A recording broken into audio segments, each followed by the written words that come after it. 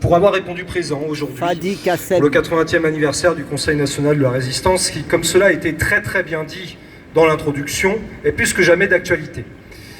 D'actualité parce que les récentes attaques contre le maquis de Corrèze, où l'on assimile désormais les soldats allemands à des victimes et les résistants à des assassins, la criminalisation de la résistance, et notamment communiste, et par ricochet la réhabilitation de Vichy, ce qui est notamment l'œuvre d'Éric Zemmour, et du nazisme en Europe, mettent à l'ordre du jour la nécessité d'un nouveau Conseil national de la résistance.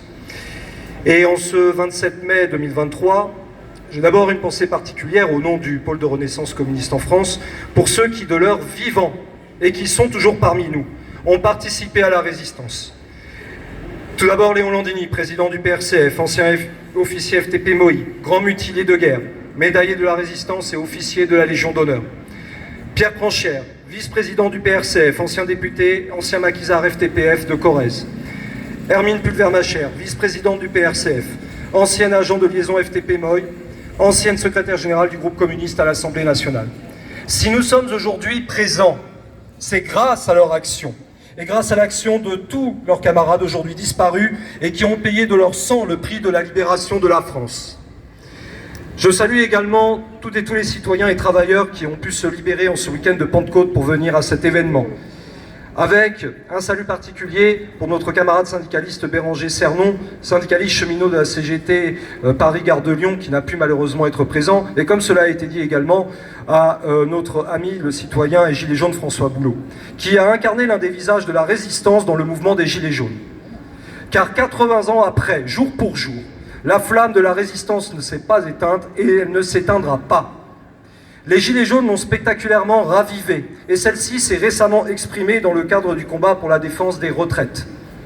Plus généralement, cette flamme de la résistance se développe au sein de larges couches du peuple de France, contre toutes les attaques dont il est victime. Et pour prendre un seul exemple parmi d'autres, une pensée spécifique pour les travailleuses de Verbaudet, en lutte depuis le 20 mars 2023, contre un patronat qui ne cesse de les réprimer, de les matraquer, et avec lesquels nous sommes totalement solidaires depuis les débuts et auxquels nous adressons un grand salut de résistance et de fraternité.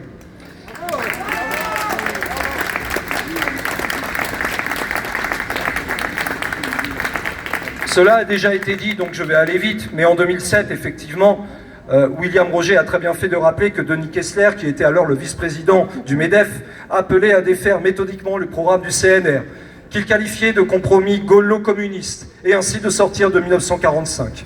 Son objectif est très simple, c'est celui qui est poursuivi par la Macronie, de manière brutale et fanatique, et par tous les eurogouvernements successifs à la tête du pays depuis des décennies. Réformer, ou plutôt contre-réformer, pour casser l'ensemble des conquêtes sociales et les libertés démocratiques que les résistants restaurèrent. Un objectif qui obéit aux injonctions du MEDEF et de la mortifère Troïka, Commission européenne, Banque centrale européenne, Fonds monétaire international. Cela n'a pas empêché Emmanuel Macron de déposer ce mercredi, toute honte bue, une gerbe au 48 rue du Four où nous allons aller, parce que il y a 80 ans se réunissaient les responsables des mouvements de résistance des partis politiques, et notamment le Parti communiste français, et des syndicats au sein du CNR.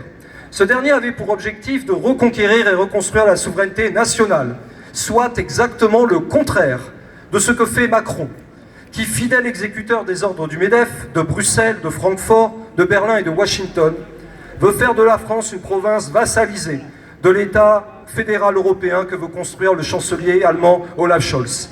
Un État qui, complètement inféodé à l'oligarchie euro-atlantique, assure la domination des intérêts capitalistes à l'échelle supranationale, tout en matraquant toujours plus les travailleurs de ce pays, français et étrangers.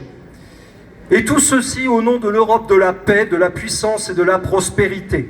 Or, le vrai visage de ce projet est celui de la fascisation, de la destruction des services publics et des conquêtes sociales, du démantèlement de la République une et indivisible, du produire en France, de la dislocation de la souveraineté et de l'indépendance nationale jusqu'à la langue française, et de la course à la guerre. Rien de moins qu'un saint empire capitaliste qui écrasera à la fois les fiertés nationales et les revendications prolétariennes, comme avertissait déjà en son temps Jean Jaurès. Voilà pourquoi nous, militants du pôle de renaissance communiste en France, appelons à la convergence nationale des résistances, en faveur d'une alternative rouge et tricolore, afin qu'émerge cette indispensable alternative politique de rupture que ne sauraient incarner les forces inféodées à l'ordre euro-atlantique. Toutes les forces inféodées, y compris l'extrême droite, qui portent la haine du genre humain et acceptent la capitulation de la souveraineté nationale. Une convergence avec toutes les forces politiques, syndicales, associatives et citoyennes, prêtes à se battre pour une France forte, grâce à ses services publics et à ses structures productives. Une France libre vis-à-vis des forces du capital, à commencer par le MEDEF et le CAC 40. Une France indépendante par rapport aux structures supranationales et bellicistes de l'UE du capital, de sa monnaie austéritaire, l'euro, de l'OTAN et de la mondialisation capitaliste. Une France démocratique face à la fascisation galopante qui menace les libertés publiques jusqu'au ministre de l'Intérieur actuel, Gérald Darmanin.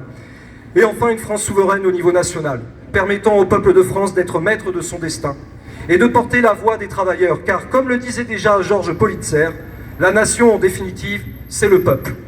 Soyons fidèles à l'appel du 10 juillet 1940 de Maurice Thorez et Jacques Duclos. La France doit se relever pour être une terre de travail et de liberté, mais non une terre de servitude et de misère, car jamais un grand peuple comme le nôtre ne sera un peuple d'esclaves. Pour défendre la République, la démocratie, les conquêtes sociales, la souveraineté nationale et la paix, union, action et reconstruction pour un nouveau CNR. Union, action, reconstruction. Union, action, reconstruction. Union, action, reconstruction. Union, action, reconstruction.